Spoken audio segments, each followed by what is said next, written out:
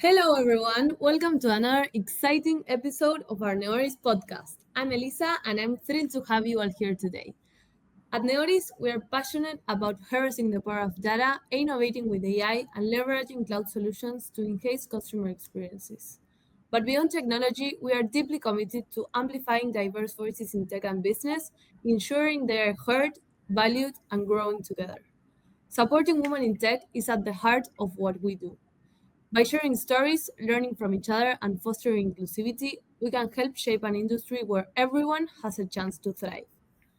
Today, we have two phenomenal guests from Forefront, a company with over 25 years of experience and a leader in global systems integration and digital transformation, specializing in Salesforce solutions. Forefront shares our dedication to empowering women in tech, and together we are driving innovation and creating spaces where diverse voices in technology can flourish. Now I'd like to welcome our two outstanding guests. First, we have Mercedes Marchetti, Technical Business Analyst Manager at Forefront with over a decade of experience in business analysis and project management. Hello, Mercedes. How are you? Hey, I'm great. How are you doing? Great, also. Yeah, I'm really thrilled to be here today. I am excited to talk about women in technology, women in leadership. And like you mentioned, I've got 10 years experience That's a in lot. working with Forefront, and I'm thrilled to be here. That's amazing. Well, next we're joined by Bhavana Bagchandani, Salesforce Solution Architect Team Manager at Forefront with extensive experience designing and implementing scalable IT solutions. Hello, Bhavna. Welcome. We're Hey, so glad everyone. to have you here. Thank you so much. Thanks a lot for that introduction. Like you said, I've been in this industry for long. I started my career probably 15, 16 years ago and have been in the tech industry. I've worked with different products, and now it's been almost 10 years that I've been working at Forefront. Started as a business analyst, and now I'm working as a solution architect manager. Yeah. Well, that's great. All right, let's dive into the conversation. We'd love to hear more about you, your experience in the industry, and some personal insights as well. Yep. Let's kick things off. Was there a specific project or role where you felt like you truly found your place in tech? What made that moment stand out for you? That is a deep question. It takes me back to the days where I actually decided, or I at least thought that I could do well in tech. I actually started learning tech when I was in my college. I did, bachelor's in technology in IT, and then I did my MBA as well, minoring in information technology. So somewhere, I think I was taking that direction. I knew this is the career I wanted to take. And as I was, growing in that and doing more of it, I think the next steps of it is where I realized that, what makes me more interested in technology. And especially after joining Forefront, I think that's when I felt that this is what I have been wanting to do, and this is what I wanted to do. And with so many female leaders, women leaders around me, it inspired me even more to do what I was doing in technology and doing it more successfully. And with that inspiration, I think there have been so many instances where I felt like this is where I was meant to be, and that I found my place. But one particular, instance or a transition I remember is I had been working with my manager. Her name was Christelle, and she, always encouraged me in a way that how I was, working with my clients and interacting on my meetings, and would always give me feedback, and I use that feedback to, bring it back to the table. And after a few of those sessions is when I almost felt like people were interacting differently with me. When I said something, it landed with everyone in a different way. And it was understood by not only clients, but internal team members in the way that I wanted to take it forward. Almost felt like how people say, I found my voice in that moment. So that's one transition that I remember, that really helped me, make my chart my path ahead towards success. Okay. Thank you, Vagna. That's such a powerful perspective. I love how you framed it. Thank you. Bueno, next we'd love to hear. Have you had any mentors or role models along the way? How did they shape your career? Yeah, oh my God, so many. I'll start with that, and I'm sure, Mer, you have lots of mentors to talk about as well. So I think first of all, I want to make sure that we know what a mentor brings to the table for all of us. Honestly, this journey would have been very different for me if I would not have met the people at the time I met them. And I think I really thank them.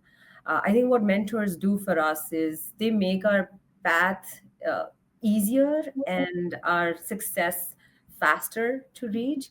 Because it's not that they give us a shortcut or anything, just that they give us a better, more optimized path to get to the point that we would have gotten with lots of hits and trials and challenges and failures. But you can get to that optimized path a little more faster and in a more efficient way. So I think finding those mentors is really crucial to everyone's growth. And I met a few such mentors, Anne Marie Berger being one of them. She's the co-founder and MD at Forefront.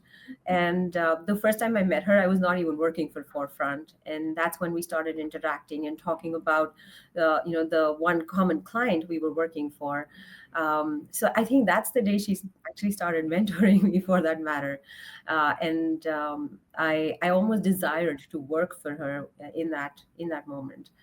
Over the years, she has been the person who doesn't shy away from giving me constructive criticism. And she would, for example, just tell me, well, now I know you know what we need, what you're telling me, but you need to say that out loud on this meeting to the client. And having someone having that belief in you, that confidence in you, somehow pushes you forward to do your even the better version of what you would have done otherwise. So with that, with her feedback and good advice, I think I have been able to become this person that I am today. And she does that today, even today, for me. Whenever I would meet her, she would say, yeah, you're doing great, you could do this a little differently. That's what mentors are. They will never let you be restful or just say you're doing amazing, and just leave it at that. They would always encourage you, but always give you a place to work on yourself. Yeah, I completely agree. Like having people who believe in you makes all the difference, and uh, I think that knowledge sharing is like such an incredible strength for people. Yeah. It's really admiring. Mercedes, would you like to add something? Uh, so having this question is kind of it's really close to my heart, in the sense that I've had a lot of mentors and role models along the way. Shout out to Bhavna because you are one of my mentors, one of my role models, especially at Forefront. I started in my career in a non-traditional path. I wasn't necessarily in a technology focused mindset, and having somebody who's been there for me and has instilled confidence. I think one of the biggest things for me as a for my that I've gotten from my mentors is having the confidence to be myself, to understand that I have a place here in the industry, and being okay with my where I am professionally, is something that's really important to me. And without them, I really wouldn't be where I am. I'm pretty lucky in that sense. I think it's super important to have somebody who believes in you, especially when you're young. I started in this career as a wee little baby, and I didn't have the confidence that I do today in my role. So shout out to my mentors for sure there. Yeah, absolutely. Yeah. I'm so proud of you coming a long way, honestly. I remember those early days when you started Yeah, and where yeah, you are today. It's unbelievable. yeah. So nice. Uh, well, now let's talk about progress. Since you started your career, what changes have you noticed for women in tech in general? Yeah. So again, I started my career here 10 years ago and at Mm, Forefront and in this industry. And as a woman, while I haven't seen as much change as I would like to see across the industry, Mm, especially for women in leadership, um, I have noticed over time that there's actually a lot more resources available to women, which is really reassuring and really motivating. I see mhm, that there resources, for example, such as we'll use Salesforce as an example, trailheads that are available and free for you to be able to go and kickstart your career, right? That's not something that you necessarily have to be a woman in order to access, but as a woman who might be wanting to start their career, they have a starting point. And I don't think those were necessarily resources such as that were not really as accessible. Um, and then another thing that I've noticed over time in my career is just kind of a societal mindset. mm, Having women having a little bit more respect and space, being able to take up space in a room based on their merit and their abilities and what they bring to the table um, is something that I've noticed. Bhavna mentioned earlier, people when she was talking about um, something that really got her into technology was, the way people responded to her or listened to her in a room. I think as a woman, that has definitely progressed over time. And kind of going off of that, um, just representation that I see in my meetings, I see in events and industry, events in the industry. I see a lot more women representation than the ratio of men to women is growing. While not totally equal, it's really encouraging to see that. Um, yes. and just one more thing to add, I think that there are a lot of like grassroots communities that weren't necessarily around. For example, there's a lot of women in tech events. Bob and I have attended one of those Mm, together before, and resources um, where they have like kids. They're bringing um, educational events and resources to young kids geared towards girls who want to learn to code mm, or want to learn to get some kind of education in a STEM career. I think that's changed a lot over the time that I've been in my career and even since before that. So that's really reassuring, and I'm happy to see that. yeah, that's great. And yeah, anyway, we must continue working toward progress. I was reading the other day that women make up only 28% of the global tech workforce, and just 20% of that 28 hold leadership positions. So I think there's still a long way to go, but conversations like this push us forward. Um, Absolutely. yeah. Now I'd like to hear about your advice. What would you tell young women like me looking to pursue a career in tech? That's amazing. That's an amazing question. That's what I would love to do all day. uh, Talk about how what I have learned in my career, and how I am where I am.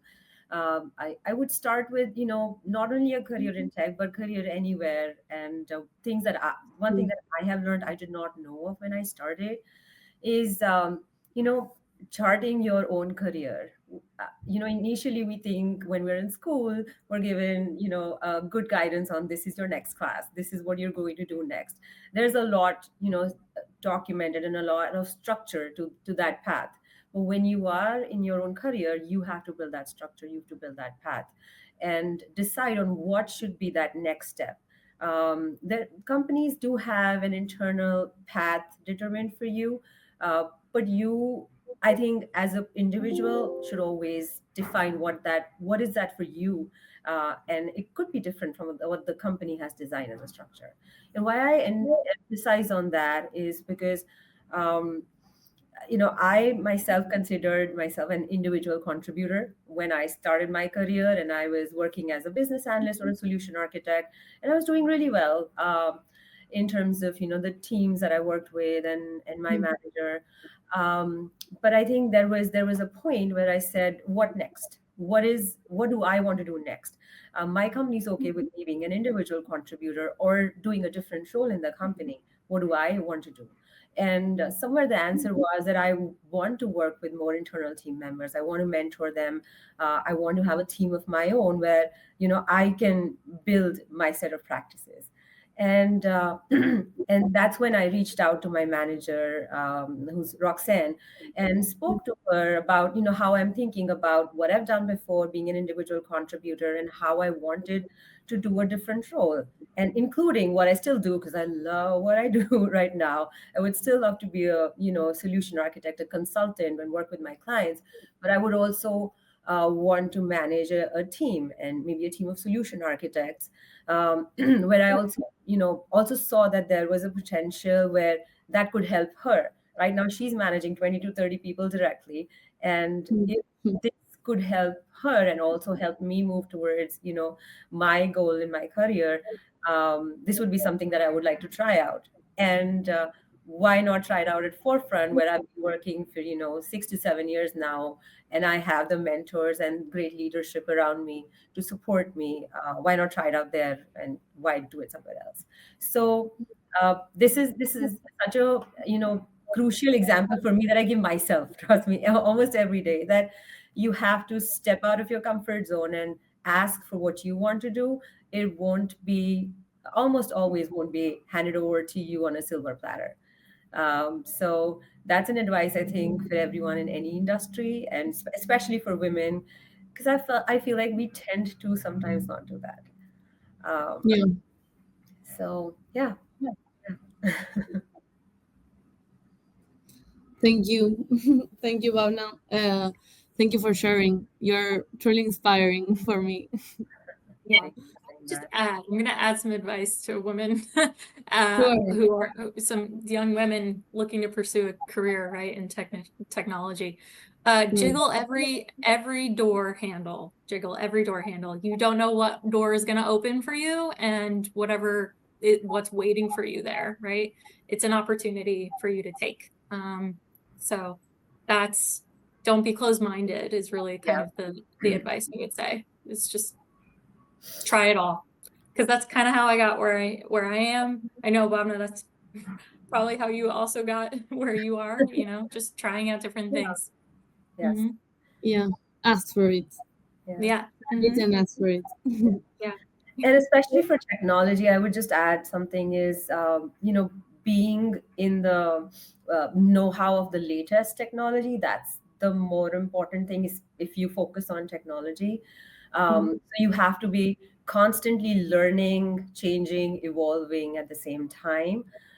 Technology changes in seconds, and what we're seeing right now is really a revolution with the AI, changing things Yeah. how we do day to day. So I think if anyone wants to aspire, wants to be in a career in technology, I would say you have to learn what's going on in the world, what's latest in the world, and have to keep learning that. You might have resources from your company or not.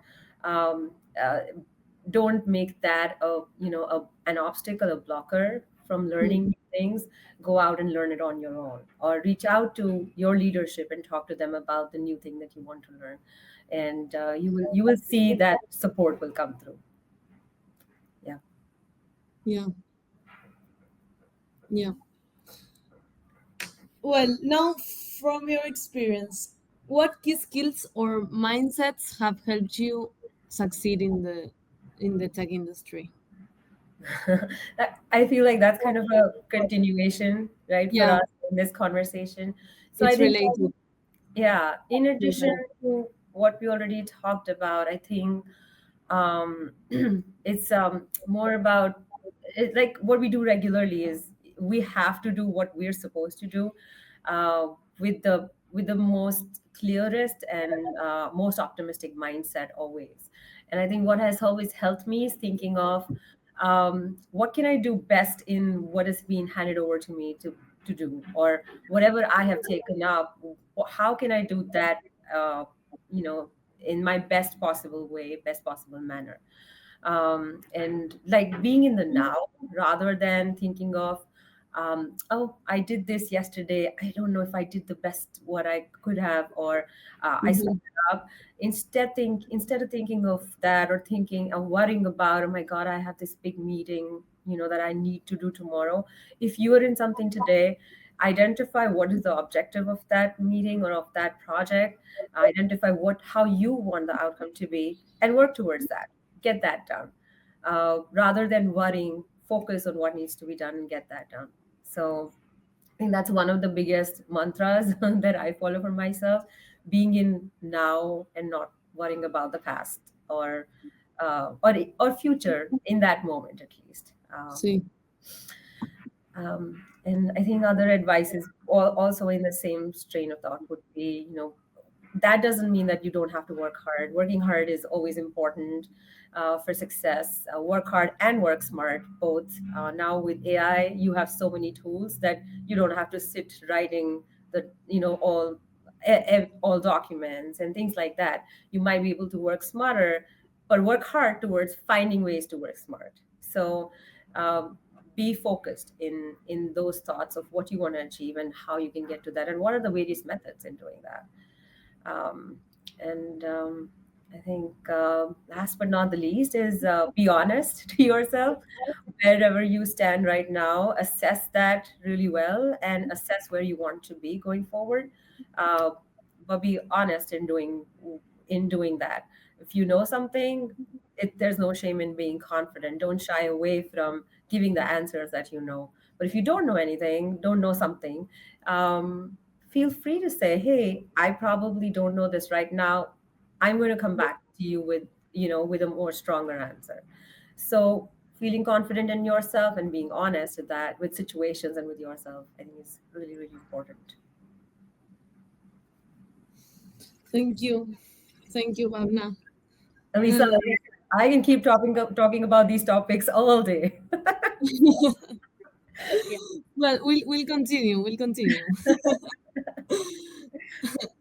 And related to this, and looking backwards in your career, what or maybe you already said some, but what valuable lessons have you gained from facing particularly professional or personal challenges or failures?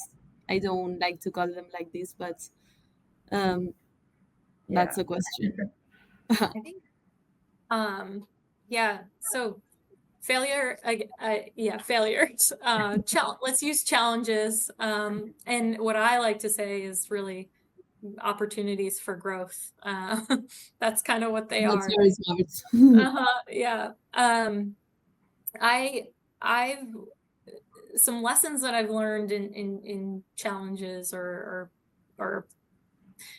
opportunity, or yeah, opportunities for growth, is that change is really the only thing that you can rely on, in all aspects of life, not just technology, but especially technology.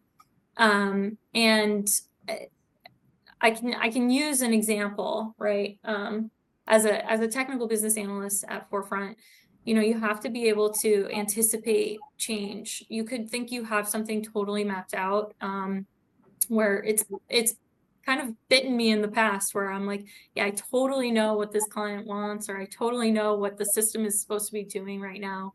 And then all of a sudden, your client comes back to you and says, gives you a whole new requirement, or gives you a whole new set of something that changes everything. And you can take it as, you failed, or you can take it as something that is an opportunity for growth in the requirement, in the relationship you have with the client, in your knowledge of a system, right? You might have to think about something differently because of this new requirement. And I think approaching that and having learned that lesson, I had to learn that kind of the hard way, because I am a bit of a perfectionist, is that change is something that really the only thing that you can, again, rely on. And, it's a coin toss whether or not you're making the right decision. It's 50-50 shot usually. And you just have to kind of be prepared to accept and work with the decision that you made, because it is important to still make a decision, because an indecision is still a decision. And don't get hung up on the fear of a challenge or the fear of a failure. And I think when you're challenged, you're constantly learning, you're constantly growing, and figuring out what works and what doesn't work is, again, just something that is an opportunity for you to continuously grow. So that's kind of one of the hardest lessons I had to learn, is that, you're gonna be challenged, and you kind of have to roll with the punches and accept that it's growth for you. Thank you, Mercedes. Hearing that really put things into perspective. Yeah. I think your experiences will surely help many young women listening today. Thank you. Yeah. Hopefully. For sure. And over the years, how has your understanding of success and leadership evolved? I can start. Sure. So, I think I when I used to see leaders or managers before, I thought they were managing people, right? It was more managing people on a day-to-day basis, and I think that has completely, I think in the industry itself, not only at forefront, that definition of managing, of being a manager or being a leader, has changed over a period of time, where you want people to do the best that they can, and you want them to have the freedom and the freedom of creativity, to be able to showcase the best of them, but you still want some desired outcomes, and you want to help them. So I see leadership more as, on the theme of this podcast, I see leadership more mentorship, and a little bit of managing, because I think if you give the right mentorship, the right support, and the right help to a team, they will shine through. And that's how I try to lead my team as well, where my questions to the team are, what problem can I solve for you? How can I help you in this situation? And that's where I try to help them more in those areas, and have them reach out to me when there is a critical situation, instead of managing, in a different way. So I think that's how I've seen a personal perception of leadership and management change, especially when I was back in India and I was working for another consulting firm. It was way different than what I see here, and I am really thankful for Forefront to show me that way of leadership. And it all comes by example. It's how we've seen our leaders lead us, and similarly, we try to make sure that our teams have what they need, and their success really means success, me being successful. So I think that's the motto I lead with. Yeah. I follow a similar approach to you, Bhavna, where I ask the questions, how can I help you, or what can I do to make your life better, or what can I do to help grow your skill set.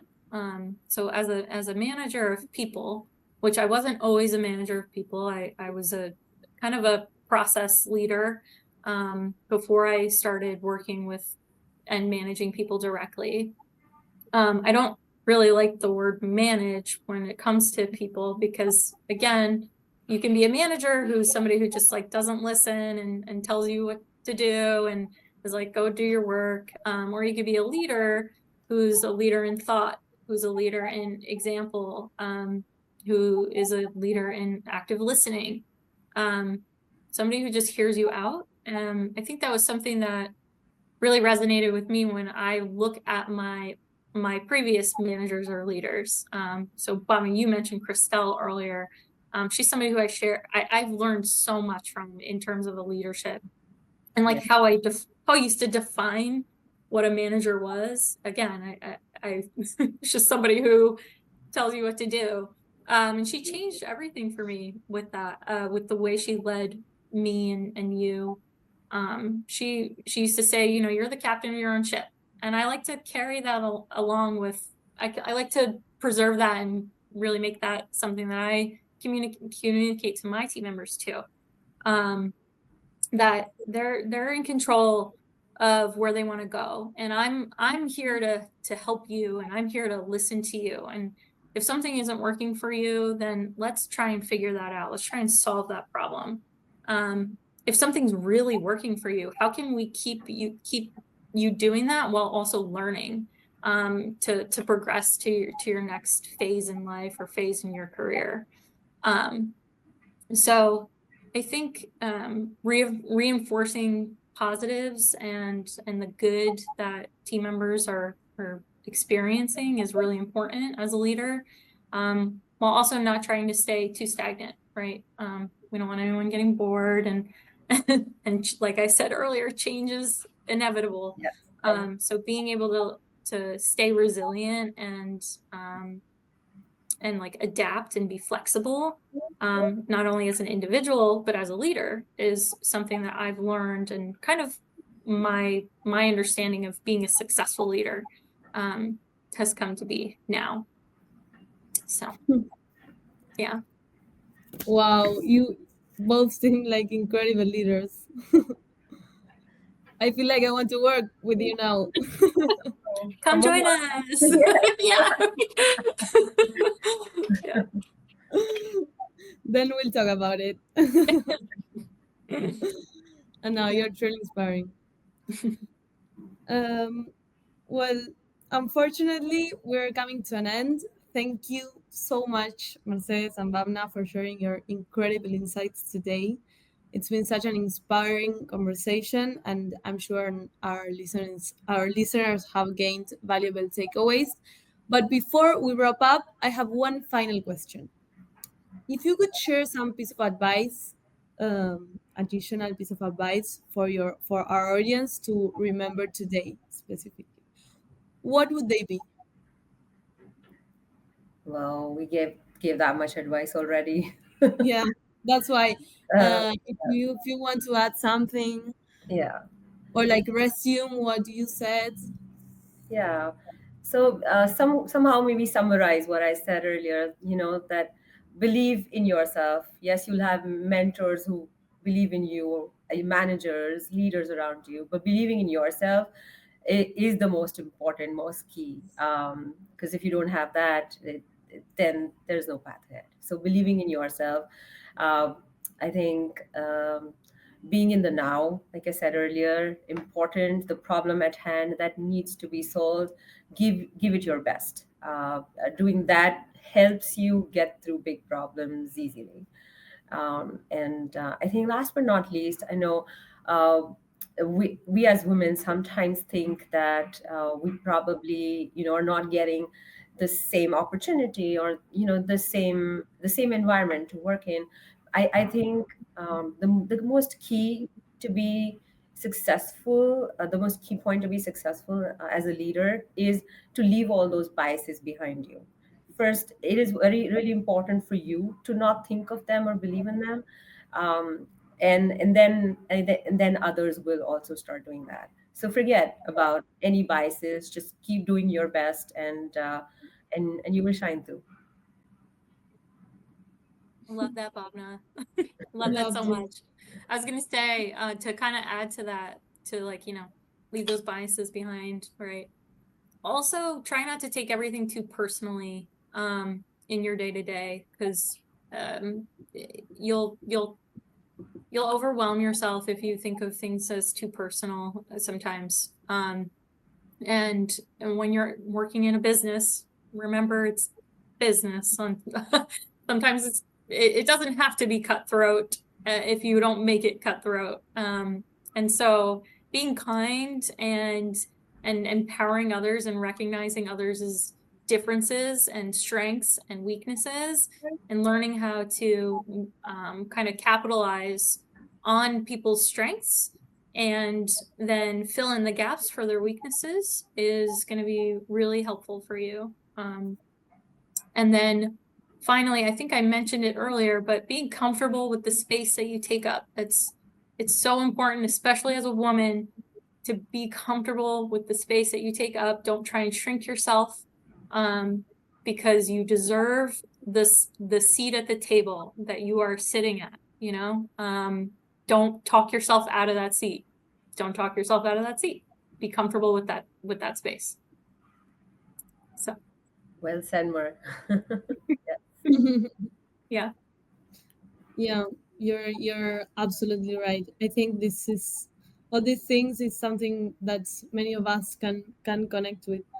And I'm writing this down because I think it will be helpful along the way. Yeah. Bueno, to everyone turning in, we hope today's episode was insightful for you as it was for us. Stay tuned for more inspiring conversations with industry leaders. And until next time, see you soon. Bye.